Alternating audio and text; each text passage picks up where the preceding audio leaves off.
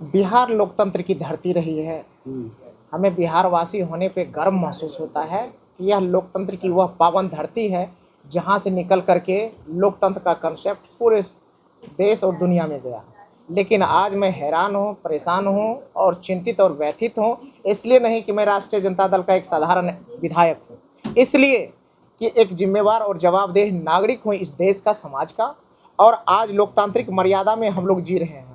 लेकिन पिछले कुछ दिनों से जो लोकतंत्र का एक गंदा खेल बिहार की धरती पे खेला गया है, 5 साल में 5 सरकार, और जनता चुनती है किसी का चेहरा दिखा करके, सत्ता और साजिश हो जाता है कुछ और, चोर दरवाजे से मुख्यमंत्री बन जाते हैं कुछ और। इसको लेकर के चिंतित हो, व्यथित हो। और क्या मन में यही प्रश्न आता है, क्या यही लोकतंत्र है कि चेहरे दिखाओ कुछ और, 25 से 30 फिर से नीतीश, और 5 साल में 5 सरकार। अब कौन ठिकाना है कि ये जो सरकार अभी बन रही है ये सरकार कितने दिन रहेगी या नहीं रहेगी। और मुझे तो लगता है जिस तरह से हमारे नेता ने, तेजस्वी यादव जी ने कहा है कि सम्राट चौधरी जी अपना पगड़ी बचा करके रखिएगा, पगड़ी पर विजय बाबू की नज़र है, तो यह खेल जो बीजेपी के अंदर ही अंदर चल रहा है, जो आगे सलग रही है, वो कब ज्वालामुखी बन के फट जाएगा वो कुछ कहा नहीं जा सकता है। इसलिए चिंता और व्यथित है इस लोकतंत्र पर और बिहार पे कि यह सरकार बदलने का खेल फिर से कहीं शुरू ना हो। विधायक जी, सम्राट जी ने पाठशाला वाले बयान पे कहा है कि सत्ता किसी की बपौती नहीं है। तो पत्रकार महोदय, मैं कहना चाहता हूं, सत्ता किसी की बपौती नहीं होती है, बात सही है। लेकिन सत्ता जनता की बपौती थी, जनता की बपौती है और जनता ही की ही बपौती रहेगी। इसलिए किसी को घमंड करने की जरूरत नहीं है, चाहे वो कोई हो। एनडीए के लोग कह रहे हैं कि पाठशाला के बात पे कि तेजस्वी यादव अभी तो 2 बार नीतीश कुमार के पाठशाले से निकले हैं। तो नीतीश कुमार जी को भी याद रहना चाहिए, अगर लालू यादव जी नहीं होते, गरीब कमजोर वंचित और मजबूरों के मसीहा के रूप में लालू प्रसाद यादव जी नहीं होते, तो आज किसी को इतना मुंह में बोल ही नहीं होता है किसी पिछड़े गरीब कमजोर और वंचित को कि आज मुख्यमंत्री का कोई सपना भी देख सके और सपना और अपने इतना 21 साल का अस्थायी शासनकाल भी कर ले।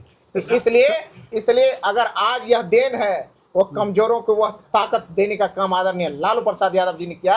कमजोर वंचित और अकलियतों को मजबूत करने का, हौसला अफजाई करने का काम वो लालू यादव जी और उसकी विचारधारा की ताकत रही है कि लोग इतना दिन शासन कर लिए। सम्राट चौधरी तो बोल रहे हैं सर कि लालू जी ने अत्याचार किया, मुख्यमंत्री नहीं बनते। अरे भैया, मैं तो वही कह रहा हूँ कि सम्राट चौधरी जी आज थोड़ा सा ज्यादा ही उत्साह में कुछ और बोल रहे हैं। बोल रहे हैं सर कि लालू प्रसाद यादव ने अत्याचार किया तभी जाकर वो मुख्यमंत्री आज बन पाए। तो लालू जी अगर आप पे अत्याचार किए तो आपको मंत्री कौन बनाए? आपको मंत्री कौन बनाए, इसका जवाब दीजिए। आप किसके पार्टी में और किसके सरकार में आप मंत्री थे? आप वो बात भूल जाते हैं। दूसरी बात याद रखते हैं कौन आप? कोई आदमी जेल जाता है तो वो अपने अपराध की वजह से जाता है।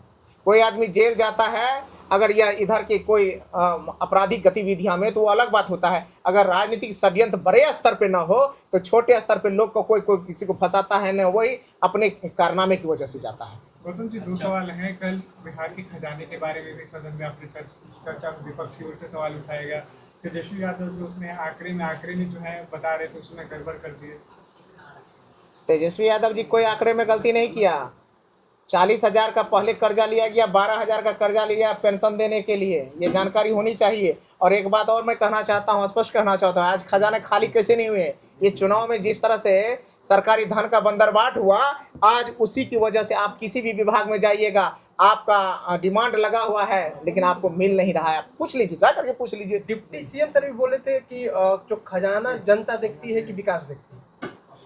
जनता को खजाना और विकास दोनों से मतलब है, क्योंकि जनता अंतिम रूप से मालिक हमारी है और हम लोग उनके नौकर हैं। तो जब खजाना में पैसा ही नहीं रहेगा तो विकास कहाँ से होगा? और विकास के काम रुक जाएंगे तो जनता पूछती है ये विकास का काम रुका हुआ क्यों है? तो लोग कहते हैं, विभाग कहते हैं, अधिकारी कहते हैं, नेता कहते हैं, मंत्री कहते हैं कि खजाने में पैसा नहीं है। इसलिए दोनों जानकारी जनता के पास होती है। खजाना खाली से भी मतलब होता है और विकास से भी मतलब है। खजाना भरा हुआ हो रहेगा तो विकास के काम चलेगा, रोड बनेगा, पुल बनेगा, पुलिया बनेगा, नहर बनेगा, सब कुछ बनेगा। लेकिन अगर नहीं खजाना खाली रहेगा तो सब काम पेंडिंग रहेगा, हवाबाजी चलता रहेगा, तोड़ मरोड़ चलता रहेगा, ये होगा। बयान देते हुए नजर आते हैं, तेजस्वी यादव को गुंडा कहते हैं। कौन कहे हैं? नीरज कुमार। नीरज बाबू को कहिएगा कि भैया नीतीश कुमार क्या कहते हैं तेजस्वी यादव जी गुंडा हैं, तो सम्राट चौधरी जी के बारे में आपका क्या ख्याल है, थोड़ा ये स्पष्ट कर दीजिए। समाजवादी विचारधारा से पाते हैं, डॉक्टर लोहिया को भी मानते हुए होंगे आप, तो बताइए कि लोहिया ने कहा था सड़क अगर सन्नाटा हो जाता है तो संसद आवारा हो जाता है। क्या विपक्ष सड़क पर उतरेंगे खजाना खाली को लेकर और तमाम मुद्दे जो जनता का हित का है? राष्ट्रीय जनता दल लोकतंत्र में विश्वास करती है, बाबा साहब अम्बेडकर के संविधान में विश्वास करती है, गरीब कमजोर वंचितों के हक और अधिकार को लेकर के हमेशा से आंदोलन किया है और आगे आंदोलन किया है। आज जितना भी कमजोर वंचित और मजबूरों के हक की लड़ाई की बात हो या अधिकार की लड़ाई की बात हो, आरक्षण की बात हो, वो कहीं न कहीं उसका सूत्रधार राष्ट्रीय जनता दल ही रहा है और ये समाजवादी विचारधारा की पार्टियां ही रही है। इसलिए लालू यादव जी, तेजस्वी यादव जी को कोई नसीहत की जरूरत नहीं है। ये हमेशा आंदोलन से निकला हुआ नेता है और आंदोलन में विश्वास करती है। आज खजाना खाली हो जाए या गरीब कमजोर वंचितों के हक और अधिकार की लड़ाई लड़ने की बात हो, हमेशा से राष्ट्रीय जनता दल और उसके सिपाही लड़ने के लिए तैयार है, आगे बढ़ने के लिए। लालू प्रसाद यादव को लेकर जब गृह मंत्री थे सम्राट चौधरी तब अपराध हो रहा था, लेकिन अब जब मुख्यमंत्री बने हैं तब अपराध अपने चरम पर है। आए दिन कहीं भी चोरी हो रही है, कहीं भी मर्डर हो रहा है, कहीं भी हो रहा है। सम्राट चौधरी जी जितना अभी बयान देने पे ध्यान दे रहे हैं, उतना अगर अपने क्रियाकलाप पे ध्यान दे दे तो शायद कुछ भला हो जाएगा इस बिहार का।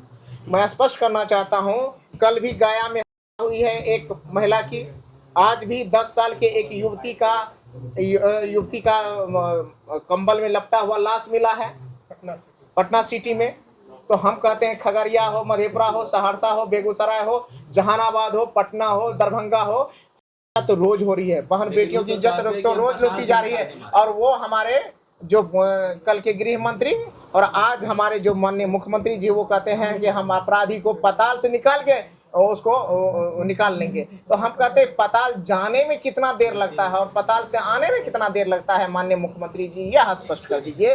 पिछले 4 महीने से आप सरकार में हैं, पिछले 4 महीना से आप सरकार में हैं, तो अपराधियों का ना मनोबल टूट रहा है, ना अपराध रुक रहा है, ना बहन बेटियों की सुरक्षा बढ़ रही है, ना बहन बेटियों का हौसला अफजाई हो रहा है, ना भ्रष्टाचार रुक रहा है।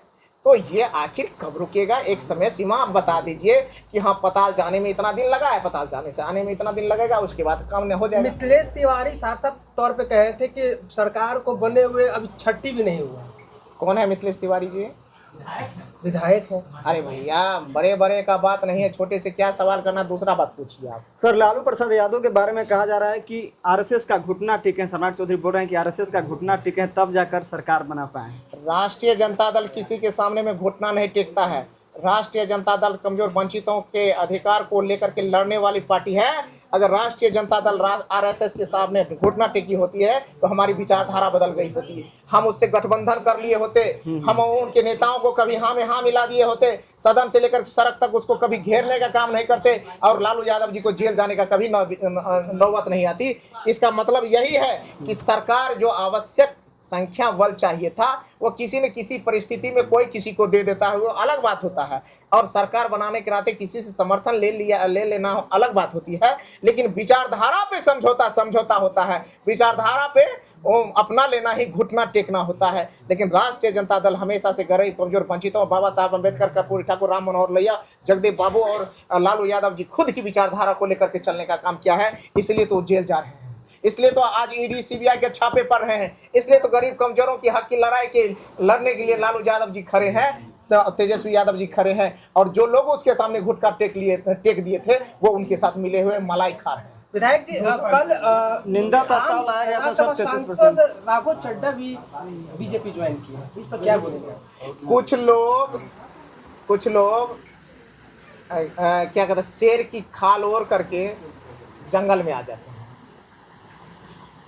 और वक्त आने पे वो बदल जाते हैं।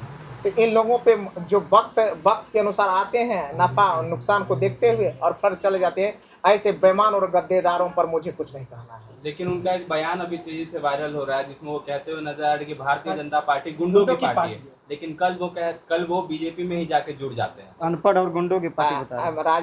राघव चड्ढा जी को चाहिए बीजेपी ज्वाइन करने से पहले बीजेपी के लोग जितने भी नेतृत्व करता है उनको गंगा जल से नहाए, गोबर से नहाए, तब जाके उसको शुद्धिकरण के लाए। क्योंकि आज आपको कल कुछ कहा है, आज फिर कुछ कहेगा, फिर कल कुछ कह के निकल जाएगा। इसलिए इन लोगों का पहले शुद्धिकरण होना चाहिए। आखिरी सवाल सर, महिला आरक्षण पे क्या कहिएगा? निंदा प्रस्ताव भी लाया गया 33%। महिला आरक्षण का हम लोग समर्थक हैं, बशर्ते कि महिला आरक्षण में भी आरक्षण की व्यवस्था होनी चाहिए। गरीब, कमजोर और वंचितों की बहन बेटियों के हकमारी हो जाए, उनके हिस्सा को मार दिया जाए, ये राष्ट्रीय जनता दल कभी बर्दाश्त नहीं करेगा। इसलिए हम चाहते हैं कि आरक्षण आए, माता बहनों को आरक्षण मिले, लेकिन यह आरक्षण गरीब, कमजोर, वंचितों की बहन बेटियों को भी लाभ दे। और एक बात और कहना चाहता हूं, बिहार में अभी सत्ता का क्या कहता है, मंत्रिमंडल का विस्तार होना है। अगर इतनी ही चिंता है बीजेपी के लोगों को, तो अपने मंत्रिमंडल में 33% आरक्षण कर दे महिलाओं के लिए, हम स्वागत करेंगे उनका।